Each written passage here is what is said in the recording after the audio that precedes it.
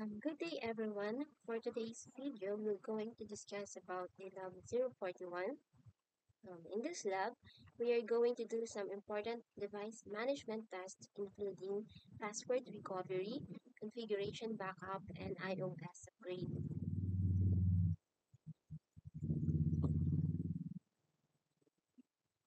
As you can see, password recovery is a common task for administrators and engineers.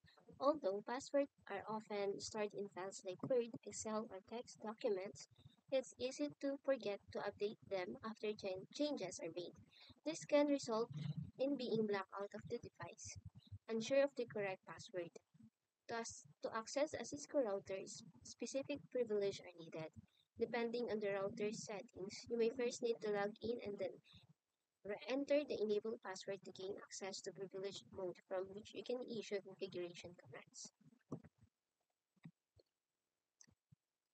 So, let's proceed muna sa ating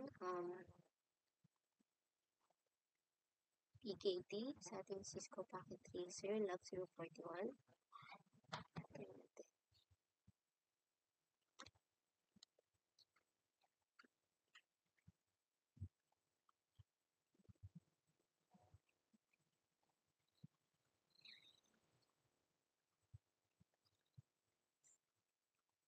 So, yan. Dito, um, yan. Yung sinasabing lockout, try natin dito sa ating R1 muna.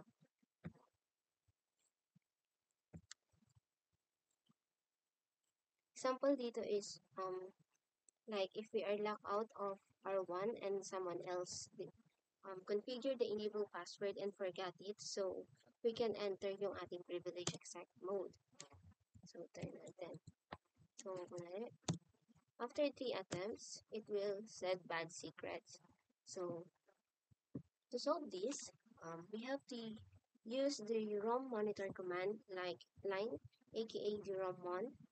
To enter ROM1, reset natin yung router and then press the control break before it finishes booting to do that in our packet tracer. So, sa ating R1, let's proceed sa physical.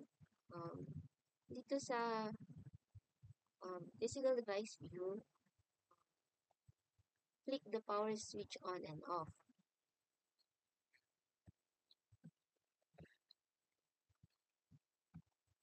Then, proceed tayo sa ating CLI. And then, the keys here is FN brake. So, yan yung pang control brake dito sa ating laptop. So, yan, nandito na tayo sa ating ROM1. The next step in password recovery is to change the configuration register to make R1 the startup and then ignore the startup config in NVRAM and start up with a default configuration. We will enter privilege exec mode without needing a password. Copy the startup config to the running config to make it active and then change the password and save the configuration. To do this, we need the command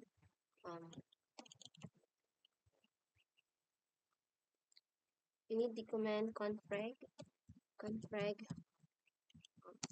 0x 2142.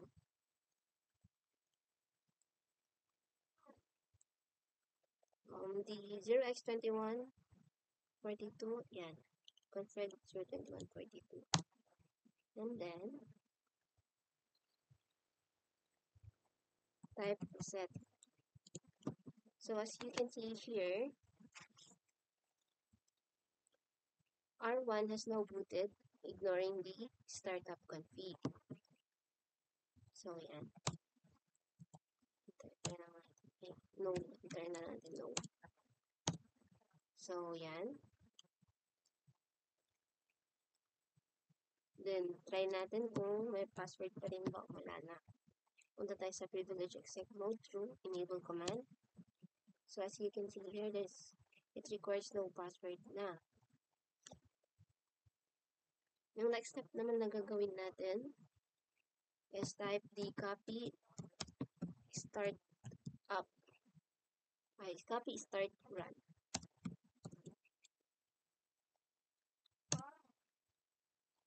Then,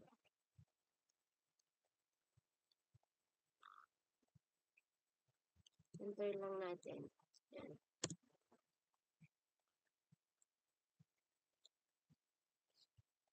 Then, type natin conft. Punta tayo sa configuration mode. And then, let's add the command of enable secret CCNA. Maglagay tayo. Password. Enable secret CCNA. Then, int G. Let's proceed sa ating G00 interface. No shutdown. No shutdown. Then type exit.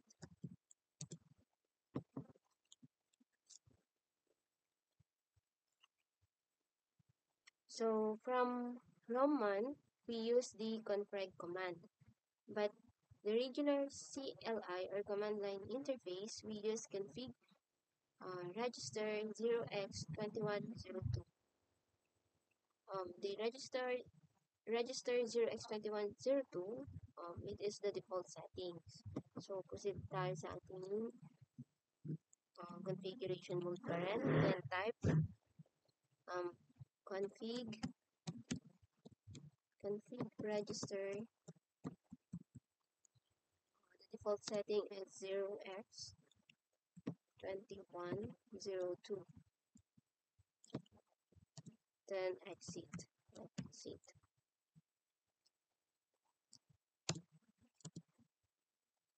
Then let's save the config through the write command.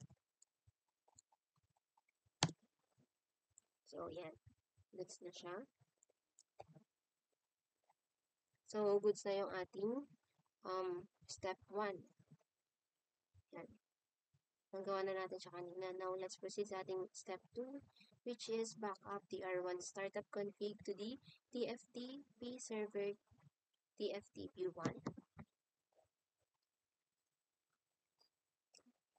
First, gagawin natin is let's ping if reachable ba siya.